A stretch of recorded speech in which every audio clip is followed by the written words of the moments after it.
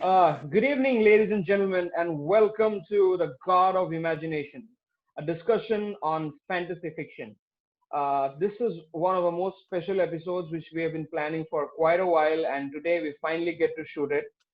Today, as the title suggests, we'll be discussing about fantasy fiction, different series that have been written so far, different worlds that have been created, and different characters that have evolved over the past few centuries. And we'll also be decoding how fantasy has become a famous and a popular genre, not only amongst literature and literature fanatics, but also when it comes to cinema and cinephiles alike. Uh, Before that, let me introduce my panel to you this evening. Joining me from Bangalore is my constant panelist, Abhinav. Good Hi, evening. hi, Akashdeep. Hi, Ananya. Hi. And also joining Abhinav is a very special friend of mine. We have Ananya Hazarika joining us from Jorhat. Hello, Ananya. Hi. Hi. Ananya, it's so good to have you. Before we begin, Ananya, would you like to introduce yourself for our viewers? Thank you, Akashdeep, first of all, for having me here and also for giving me such an amazing introduction. Yeah, it's actually quite an honor because I have been watching your other videos and I think it's really cool stuff that you've been doing. So thank you for inviting me. I am Ananya Hazarika and I love reading, I love listening to music, and I love creating things like anything. Then I studied English literature for my undergraduate degree in Delhi, and since then I have been working in Delhi. And now during the lockdown, I have come back to Jorhat, and now I just spend my days watching TV, reading, and cooking. Yeah, Lockdown blues. lockdown. Okay, so Ananya, I'd like to begin with you with the first question. Tell us about how you got introduced to this genre of fantasy fiction. How did it begin for you? Do you remember the first book you ever read or the first movie you ever watched, depending on the way the chain of events went for you? Yeah. I started reading from a very early age, and then it was anything that I could get my hands on. So I didn't really have, any preference. I would just read whatever I got. And I was 11 when a cousin of mine introduced me to Harry Potter, and that was it. I Yeah. started reading it and I fell in love with the books and the genre. And since then, that journey has taken me to some very, very amazing and wonderful places. Okay. Thank you so much for sharing the beginning of your journey with fantasy fiction. Abhinav, I'd like to toss it over to you. How did your tryst with fantasy fiction begin? Yep, Akashdeep. And I have to say, this episode was much awaited, especially the genre. And as a Yeah. huge genre, it's like an ocean in itself. I would like to start with J.R.R. Tolkien and his The Hobbit, which he wrote back in 1937 before the Second World War. And adaptations from that book are not only alive today, but have different dimensions of it. Uh, I would say forget about Golem in movies, right? Even the latest high-end games have it. One good example is Middle Earth: Shadow of War by Monolith and published by Warner Brothers. Was an amazing game which won a lot of best gameplay awards during its tenure in the market. And I would say I was playing that game the other day. All of a sudden, out of the blue, the Golem pops up and I was like, wait, people need to know when the idea actually originated, right? Well, if it was published in 1937, it must have been a few years more before the person actually wrote it. So if you imagine like amazing vision of the writer left such characters with us, and it's still sassy for several generations now. So imagine how long it has stayed in the market and within the fandom or the fan culture. It's always there. So as a just a brief history on the author here, J.R.R. Tolkien was a lieutenant in the British Army and he fought in the First World War in some historic battles too. We as readers are incredibly lucky here. uh, God forbid something untoward had happened to him, to the master, we would have never got our hands on the Hobbit or his masterpiece, the Lord of the Rings. which came out after 17-year toil. So in 1954, incredible, and his latter work, that is Lord of Rings. Uh, well, the world knows it. His works were my first medium or window into the world of fantasy. Okay, thank you so much, Abhinav, for sharing your insights on that. Ananya, the next question I'd like to know about your favorite book, series, or trilogy. I'm giving you the entire spectrum when it comes to fantasy. So feel free to share your thoughts on that. Of course, of course. And it is a good thing that you have given me the entire spectrum because it cannot be limited to one. Yeah, so there is a tie between a lot of, because I have read a lot of fantasy fiction and yeah, I mean, it's hard to choose sometimes. But I Yeah, have made a list. And so I would first like to mention Philip Pullman's His Dark Materials, which is it's I mean it was another book that I read quite early. I think if I remember correctly, I read Harry Potter first and then Lord of the Rings, and then I read His Dark Materials, and then I was a kid and I read it. But that book, I mean, it has so many layers. I read it much later as an English honors student, and then I discovered so much more to it, and which I didn't then, because the book is also written from the point of view of a 12-year-old girl. So, yeah, but yeah, that those three books are quite amazing. And there, actually, I first encountered, what is popularly known today as the multiverse theory. So that was the first time I came yeah, across that. And he had this concept of, multiple worlds layering one another, including our own world. And yeah, I just found it amazing. Um, then, of course, George R. R. Martin's A Song of Ice and Fire yeah, has just blown me away. Yeah, yeah, I mean, absolutely. I actually started watching the show first, and after a couple of seasons, I decided that no, I have to read the books, I have to know more about this.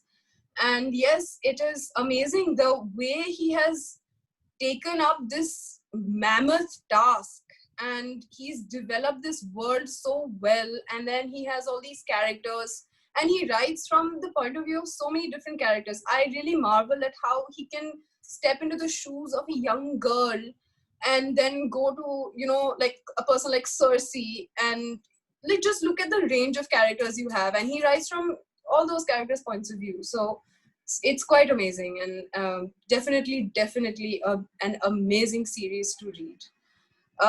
Then yeah, Patrick Rothfuss's Kingkiller Chronicles are very, very special to me, and only two books are out, unfortunately, so very impatiently waiting for the third one. Yeah, and I found this is very new. I read it I think just 4 years or so back, and I found it to be quite refreshing, both in the way the story goes, like refreshing from fantasy fiction as well, because generally in fantasy fiction there is always a quest sort of thing, that there is a protagonist or antagonist, or multiple protagonists, multiple antagonists, and you can see that, okay, this is, there's going to be some showdown between them. But here it's different. There is no clear presence of an antagonist. Here we are just Yeah, following the protagonist on his life's journey, and it is quite an interesting journey. So yes, and then of course Harry Potter is like home to me. So yeah, yeah, I would like to mention Frankenstein by Mary Shelley. This is one book I read during my undergraduate degree, and this is one book which really struck me hard. It was one of the first ones to actually venture into the realm of fantasy and horror, and yeah, it's a really well written book. I love how she writes it, which is according to a frame narrative. So you start off with one character, and then you get closer and closer and closer to the main characters, and then you get to see their points of view as well. So yeah, very well written, and definitely worth a read. And that's about it. yes. Avinav, would you like to list your favorites? Book, series, trilogy, whatever you want to start with. Definitely, Akashdeep, and I agree with Ananya's point because what she mentioned is some authors go for structure, proper structure of how you want to depict or how you want to go about the fantasy or the story around the complete genre, or what sort of subgenres which some of the authors have, digressed into using fantasy. And it's a wide world, right? Fantasy. And I believe the other point which I also like is like somebody like George R. Martin, as Ananya had mentioned, is a person an author as a person who always focuses on character, like so many vivid characters, and every character really picks that particular spot and wins it in that particular novel. Mm. That's very Yeah. crazy. There are two different types of authors, one contemporary, one I would say digressing to through two different generations. One would be George R. R. Martin, who had seen the four the era of the 90s, where he was writing, Yeah. and then digressed into the modern contemporary culture of writing. So he's somebody from there. And then Robin Hobbs again. uh, so I really like her writing again. Her was completely again on structure, not more on character, but every reader has his her own taste buds in terms of genre and subgenre and authors, I believe. My favorite always would be Robin Hobbs. That's her pen name. Her real name would be Margaret Astrid Lindholm.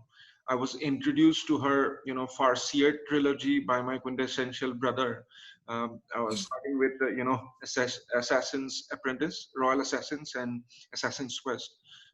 Extraordinary books. And personally, just because for her style of prose and imaginative brilliance, I would say boom. I mean, really blew my mind away. And another notable mention here is one of the more original modern fantasies I've read, The Lies of Locke Lamora by Scott Lynch. If you enjoy heists, like or any series, or even on paper something like Money Heist, you'd probably love this book. It's the first book of the Gentleman Bastard series. It's a wild ride. It's a story of thieves taking on taking on various daring crimes that occasionally upset the wrong people. So I really like the way they were trying to do their world building, especially the writer. And fantasy is never ending, right? So that's me. Okay, thanks Abhinav for sharing your insights, and special mention and special shout out to your younger brother Anubhav, who who coincidentally was our classmate in school. Ananya, me, and Anubhav were in the same school. Yeah, good times. Lot of books, lot of reading, lot of authors. Okay, Ananya, coming back to the next question, I would just wanted to ask you about that one factor that separates this genre, that makes fantasy stand out when compared to others. What do you think is that one single thing which makes this genre so special and so popular amongst the masses and the classes alike? Uh, one thing is the one thing which stands out the most for me would be the scope that you have in the Yeah, genre. I mean, literally, yeah, the only limit is your imagination. You can push it to whatever extremes you want to. That's it. There is no end to it, and the worlds you can create, the kind of people you can introduce, the culture you build, the story you make. That's yeah, it's all your imagination. It comes from there. So if you're into it, I'm sure it's very fun to create, and as a reader, I really enjoy exploring these worlds. Yeah, and so do so many others, and that's why you have so many fandoms and yeah, dedicated fans belonging to particular fandoms, that yes, we belong to this thing, and it's part of their identity. I mean, I am like that. So yeah, and so it's not surprising at all that people have found so much, because you can literally find anything that you want. You Fantasy is a way to escape your reality, and with this genre, it doesn't give you a particular type of fantasy. You can go to any place you want to go to, and that's because these authors have just they have not restricted themselves while creating these worlds. You can have J.K. Rowling's wizarding folk hidden among us. You can be transported to medieval worlds. You can have, there are so many options. I remember I read a book once as a child. It was called Inkheart, and over there the characters had the ability to read people into books. So I found that concept really interesting. You know, they would just read out loud, and they had the capacity to transfer a person from real life into the book, and also vice versa. So concepts like that, I mean, they don't exist in reality. So No. I love that scope which it gives you, and you can escape to whichever world suits you best. Yeah. Okay. And oh yeah, I have to mention though, like, I mean, the writers, sorry. Yeah, the writers, I have to give it off to them, especially people like Tolkien and George R. R. Martin, who have gone over and beyond. It's not just a story, there are layers and layers to it. They have created languages, they have created a proper world. I have, apart from the main Game of Thrones books, George R. R. Martin has written so much other lore. You know, there is an encyclopedia for their world, which I have, which I absolutely love. So it's amazing the amount of dedication, devotion, and love that they have for their work. You can really see it. Okay. Abhinav, I'd like to toss it over to you for this. What do you think makes this genre so special? I believe very well mentioned by Ananya, especially around what, especially the big time authors like J.K. Rowling or Tolkien or even George R. R. Martin has created today. It's just a language, right? Not just a book. So it has. It's going to stay for centuries. For the contemporary authors, for somebody like a Tolkien, it's already become a huge journey, more than a decade almost. It's amazing the way his works have progressed. People in general, I prefer the imaginary world. I believe, just my opinion, because it's endless again. And fantasy as a genre allows it, like getting sucked into a black hole with no limit at all. Moreover, with technology evolving, such as amazing, such an amazing genre is now being depicted on screen. Imagine a soul who was born in the early 50s and 1950s and had read The Lord of the Rings, and after half a century his imagination is now bombarded with almost a real life portrayal of the same in HD would of course blow his mind, right? So that's me, that's my take for our viewers. Okay. Moving on to the next question. Fantasy fiction has been adapted into multiple TV shows and films worldwide. And just like the books, even they enjoy tremendous success. They've enjoyed tremendous success, popularity, critical acclaim, and not to mention fan following. What are your views on this, Ananya? Well, first of all, it's really unsurprising that fantasy fiction has taken over the world in the way it has in the through the medium of television, because there are some really interesting stories. And I discovered quite early on that reading isn't everyone's thing. Everyone is not into it. I mean, that's normal. I'm not into sports at all. So I'm just very glad that so many people are going out of their way to create TV shows out of these amazing books, so that more and more people are exposed to it. And you can see that people really enjoy it. Just look at Game of Thrones. When the books were written, I also didn't know about them. I only heard about them through the show, and I feel really ashamed, but that's how it happened. The show just took it to another level. There was a point where, every second person you encounter, that person has seen Game of Thrones and they know what you're talking about. Yeah. So, Game of Thrones is this, quite a good example. But on the issue of how well these adaptations have been carried out, that's a whole different matter altogether. I mean, I would always encourage people to go ahead and do it, but maybe give more attention to the work that you're doing, because you don't want to lose the essence of the books. You don't want to lose the essence of the story, which I feel happened in the Harry Potter movies, for example. There was so much that they left out, and forget incidents here and there, even character development of someone as important as Ron. They forgot that. Ginny had no character development in the movies. And J.K. Rowling showed us some amazing women, strong female characters. All of that was lost. All the focus was on Emma Watson, and sure, great, but I mean, there is so much more. There are so many plot lines, so many little incidents which contributed to something larger, and which helped in creating this family that this Harry Potter fandom has now, which was, I think, totally lost in the movies. And then you can, then you shift to TV shows and you look at Game of Thrones, and yes, you can see that, yeah, they have done a better job. And considering the amount of material that is available to them, thanks to George R. R. Martin, they have done quite a good job. And sure, they have excluded a few plot lines, a few characters, but it's understandable. I mean, it's quite a mammoth task. But Yeah. there again, somewhere along the line, they went wrong, and I think they lost the original purpose of the show, of the story, and maybe focused more on appealing to the audiences. I mean, I found the show just became worse after season 5. So yeah, that was a big disappointment. But I look at Peter Jackson's adaptation of of Tolkien's Yeah. Lord of the Rings, and I'm in awe because he did a really good job. So yeah, he took his time. Yes, those movies are really long. Each movie is 3 hours long, but that's okay. I don't care. I will sit through a 6-hour movie if I have to, if it is done well.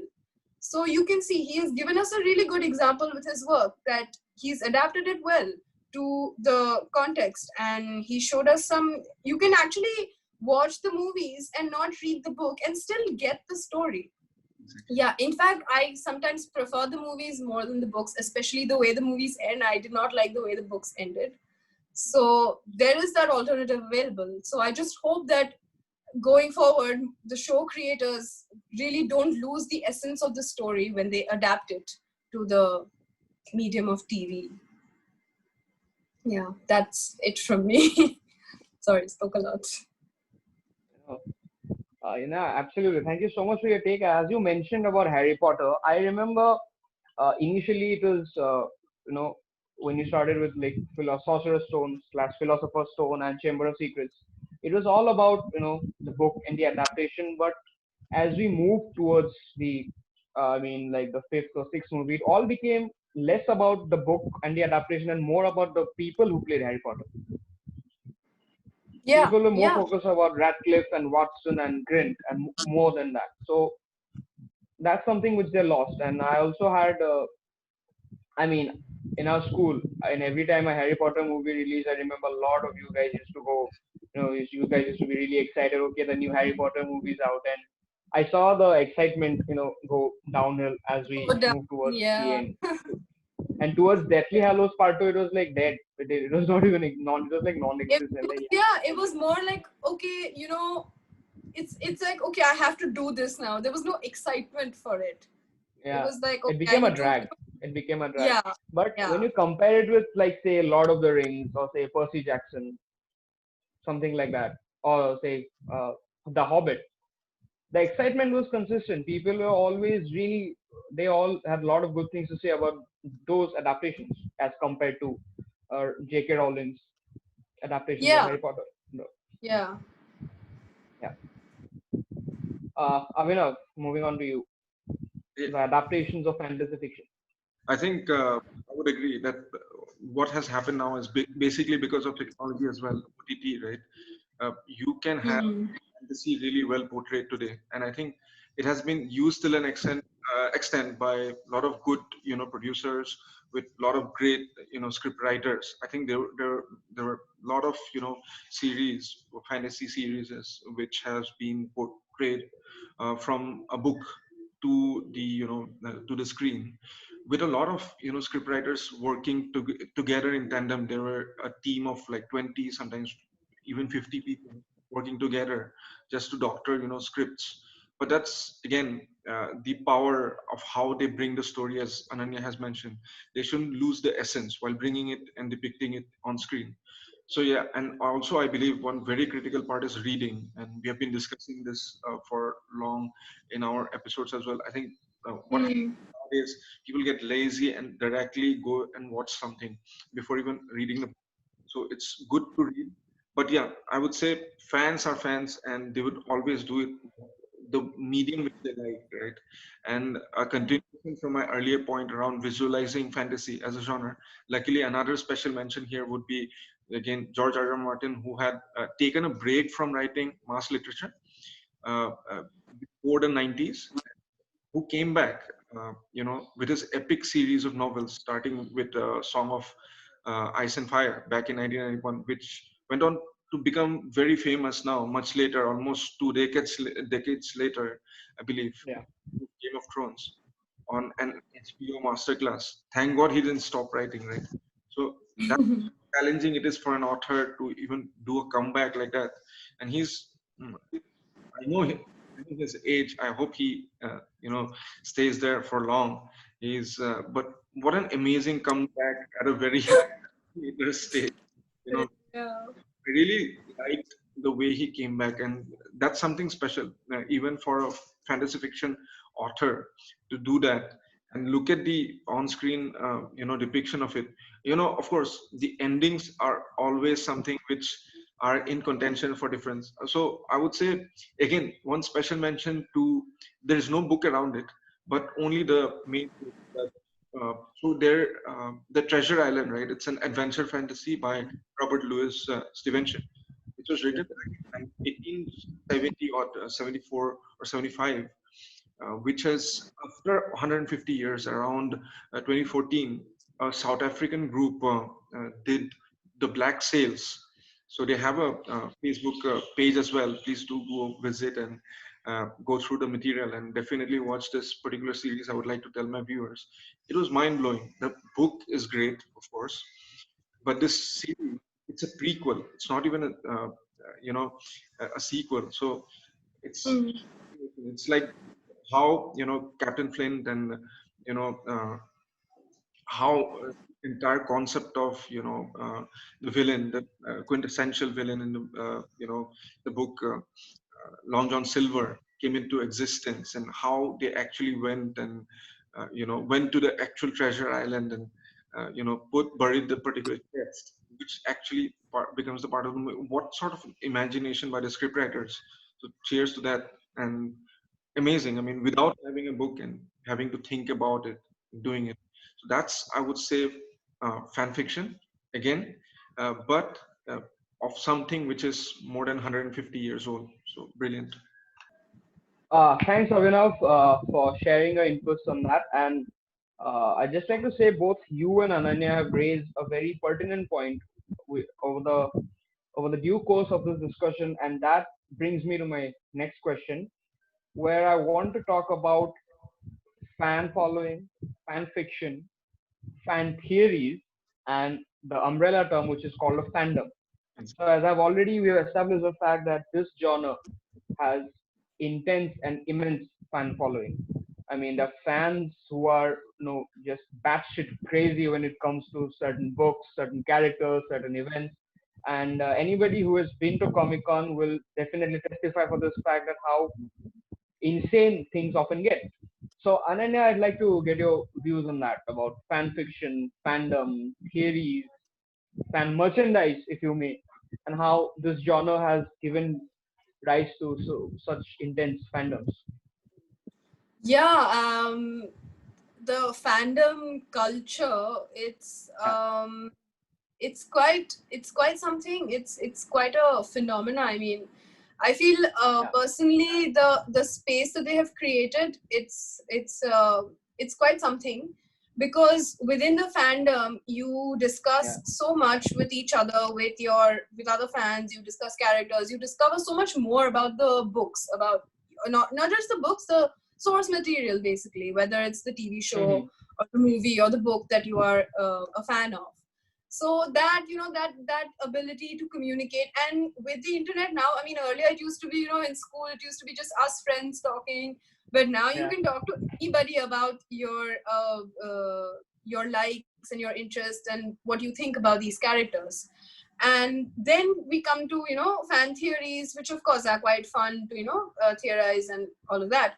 And then we come yeah, to fan fiction, which I think it's it's a it's quite an interesting thing, because I know there are a lot of like legal complications with it and all, but when you actually just when you sit down to actually write fan fiction, I think that's a really good exercise for people who are into writing, because Mm. you have a set of characters, you know these characters well. You don't have to Yeah. develop characters, you just have to create a setting and tell a story. So a lot of the Yeah. pressure goes away. I mean, it's reduced. It doesn't go away, of course. It's reduced. So I think it's a good exercise in writing. And I myself have written a couple of fan fictions, and I think it helps me sometimes when I'm stuck on a topic or something. I do prefer, writing fan fiction because it's just good exercise. And Yeah. then of course you have, but those are the proper. I'm talking about people who've written books almost, on Yeah. fan fiction. But then there are also these little snippets which you find on Reddit or Tumblr, which I absolutely love, Yeah. and they're called head Yeah. canons. So canon is Yeah. the source material, basically. So the main books which were written by the author, that's canon. And a head canon is something that may or may not have happened in the books, or in the source material, but it has happened in the person's head. So if I have created a head canon, so yeah, this little interaction between two characters seem very possible. So and then I share that with another fan. So I love reading these little snippets of head canons, and my favorite head canons are those about the Marauders, because we don't get much about the Marauders during the series. And I think the one of the biggest demands of the Harry Potter fandom is that they want something properly on the Marauders instead of the Fantastic Beasts. I think people would have preferred a Marauders, Yeah. anything material on them properly. So all of that, these little interactions that people have with each other, and then I feel it adds to your creativity at the end of the day, and Mm. that's a good exercise. And merchandising, oof, I love it. I'm crazy about all of this. I'm wearing an Office, I'm a huge fan of the Office show, so I'm wearing that t-shirt also right now. I make sure that I have something or the other uh, from all these books and shows that I like. Yeah, I think again, this also is an exercise in creativity, so it's good, Yeah. and people are making money off of it. So, but another important thing I wanted to mention with regard to fandoms, Yeah. is that it's inclusivity. So you just have one prerequisite: be a fan, and that's it. Yeah. Nobody cares who you are, No. where you're from, what your identity is, what politics you prefer. I don't know. I mean, nobody cares about anything. You are here, you are a fan. Let's talk. Yeah, and the Yeah. same people will go to Comic-Con dressed up in their, favorite characters, and they will get into intense fights about little things in the books or the shows. But that bond which is there at the end of the day, and that bond which it's not like, it's not that, oh, it's only between us kind of. I love how inclusive it is. You are a fan, you come in. And you mentioned Comic-Con, and I only went once because I personally don't like crowds and all so much. I only went once in Delhi, and I loved it. That I really got that feeling of inclusivity there. I went dressed as Batman because I'm so a huge Batman fan, and then random people were like, "Oh, hey, Batman," and then we would just get into conversations, and that whole atmosphere. It's very welcoming, very warm, and it's great. I think it's very important that we have a space like that these days. So yeah, I those just are my like thoughts. to add on because you said there are various fandoms across the internet, and you mentioned about say Tumblr or Reddit.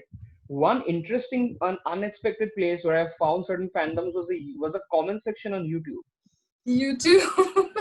Yeah, I never thought there will be fandoms colliding on the comment section. YouTube. I'll Yeah, just give an yeah, example. Imagine if say anybody from the Marvel Cinematic Universe decides to drop a trailer of any of the upcoming movies. So one guy will come and he'll praise it. That comment yeah, will have some 10,000 likes, and there'll be like hundreds of people arguing, fighting over simple things. And those are yeah, like the simple joys of a fan's life. You yeah, you just yeah, put out a point out there, and then there's that. And yes, Comic Con, as you mentioned, I've been there once, because even just like you, when I hate crowds, and Comic Con is like, okay, that's the mecca of fanboys and fandoms. I went there in a Sherlock T-shirt, not the old Sherlock, but the Benedict Cumberbatch, Okay. uh, Yeah. the new one, the Mark Gatiss and Stephen Moffat one. And Stephen Moffat, incidentally, was there. I saw him from a far off Oh, distance. Yeah, nice. yeah, I didn't see Mycroft, any Mycroft. yeah, Yeah. Mycroft. Yeah, I just wanted to say that he's tall. He's really tall. And Mm, I went in a Sherlock T-shirt, and I bonded a lot of other Sherlock fans. And as you, or you also spoke about how you're wearing an office T-shirt. I also used to wear a lot of such fan merchandise T-shirt stuff. I accidentally had bought a T-shirt of Doctor Who once. It just said trust me, I'm the doctor, and it had the TARDIS like drawn here. And I once yeah. went to the hospital wearing that T-shirt, and a lot of doctors gave me some really bad expressions like, what, like, dude, what are you doing? So that's happened. And another funny T-shirt that I used to wear back in college was this one from Big Bang Theory. It just said, I'm not insane, my mother had me tested. Yeah, So that's yeah, interesting. so like I can relate to this question and this response on a personal level, because I'm also part of quite a few fandoms on the internet. We all go discuss, we will talk about a lot of things, and there's Batman, there's Sherlock, there's Calvin and Hobbes, and it goes on. Abhinav, I want to get you in on this one. I want your views on fans, fan fiction theories, conspiracy theories, and fandoms in general. Totally, Akashdeep, and as Ananya and you had mentioned, right? You cannot, detach a fan from what they Yeah, like. So dividing it into three parts again: fandoms, fan theories, and fan fiction, and taking a yeah, view of an author, what authors feel. yeah, Authors love fans. If they get yeah, crazy about their material, they would love it. So so the former two topics, right? I'll come back to it. What they yeah, love, please. or the authors love about fandoms and fan theories. Let's start with the latter and then graduate into the former topics. I would like to take up fan fiction. And as Ananya had also correctly mentioned, in the current form is an infringement of copyright, like from a legality perspective, so that our Yeah, viewers know. Fan fiction is defined by the use of characters and expression from an original creative work, and the creation of derivative works of all of which is illegal under the current copyright law in the US and the UK, which comprises, of course, around to, I would say, 70% of the English literature market. Which is a huge chunk. But even then, just like we have OTT, the savior for movies and soap operas today, for once taking a hard no from any censor board today, we have that. But imagine for fantasy writers and fan fiction writers, especially for fan fiction writers, we have FFN, which is fanfiction.net, which allows automated fan fiction archival. So which is quite amazing, because you can, as Ananya had also mentioned, practice makes an author perfect, right? Maybe you have an idea in mind and you want to first test it out. Always fan fiction is something which you can always try, and there are different angles to it. Of course, it might be illegal from a copyright law perspective, but if you imagine, if you are recreating, which I've seen, I think Anthony Horowitz doing it recently, and it's really, even though it's actually fan fiction, it's also considered into other subgenres or major genres, because she picked up the quintessential topic of Moriarty, and she wrote a book around it. So which is really great, because fans really love Moriarty, the new Moriarty, the old Moriarty, the concept of Moriarty, right? So even Mm. though, now if you imagine, just technically speaking, as a from an author's perspective, there's no law breaking here, because the quintessential author, Sir Arthur Conan Doyle, is no longer there. So of course, and after a decade, I would say, anything becomes a classic, and classic doesn't come under copyright, right? So there is Project Gutenberg today, flashing. You can get a free e-copy of his books. So that's, again, the copyright is completely over. So that's another angle to it. If you're an author and it's beyond the copyright law, you can definitely enhance, and that becomes fan fiction, which is again a master class and sells well. So again, from the commercial perspective as well, it's quite important. One cannot detach a fan from what he or she loves. It's sometimes bread and butter for them, and a fan is always blind with love, without knowing or wanting to know the law. And it's what any author community or literary society needs for increasing popularity under the following two keywords: fandoms and fan theories. The mentioned uh, as mentioned, there are two ways into it: the class action lawsuit, if you have breached the copyright, or you might land it safely in terms of the FFN, or even in non-written form in OTT or screenplay script. So nothing to stop a fan. They'll always be there, Mm. especially for great concepts, great writing, and especially characters. As you guys mentioned, characters really are very important, more than the flow in fantasy scripts, Yeah. fantasy fiction books. So that's my take. Okay. That brings me to the last question of this discussion. We have reached the end of it. Ananya, what are you currently reading? I have recently started reading multiple things. I can't keep focusing on one. So I am reading this. It's called Ka. It's a treatise on Indian mythology and gets quite intense sometimes. So then I read this, which is a book on Art Deco, the movement, how it came about, and its significant pieces of art and architecture. So as a big fan of architecture, I find this one quite interesting as well. Yeah, that's what I'm reading. Okay, Abhinav, the last word of this discussion. Well, I'm on to this one for this week. It's a classic again, Life's Little Ironies by the legendary Thomas Hardy. uh, I had to read it, so just went through it, and what an amazing book. That's me. Thanks a lot, Akash. Have you read Far Away from the Madding Crowd Oh by yes, any chance? yes. Hard. Have you read the? Have you read Jude the I have read two: Jude the Obscure and Tess of the D'Urbervilles by Hardy. Have you read either? I have read the latter, not the former, but what a writer he is. Tess, Tess of the yeah. He's quite yeah. Both those books I mean left quite an impact on me. I read them almost a decade ago. I still remember them very well. I think Yeah. even new and old authors idealize him because the way he writes, and not necessarily Mm. he writes volumes like a Vikram Seth, a complete epic with lots of pages, but he writes scripts, and very crisp, and really like both Thomas Hardy and H.S. Munro. He's another masterclass. Yeah, you always have a bone to pick with an Indian author. Every interview, always. Like, he has always has a bone to pick with either of any Indian author. Like there's a Patnaik, there's a Vikram Seth. Yeah. I don't know who's gonna be. Is it gonna be Abhinav Ghosh next episode? Just It's just interesting how we criticize our own, but I would say critical appreciation of their work. I really like Vikram Seth's work, especially The Suitable Boy.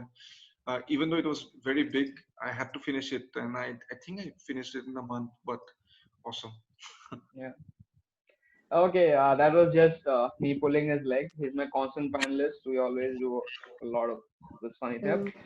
Ananya and Abhinav, thank you so much for joining me on So, this discussion. You That was the Gods of Imagination. My name is Akashdeep Baruah. Thank you for watching. thanks. Bye.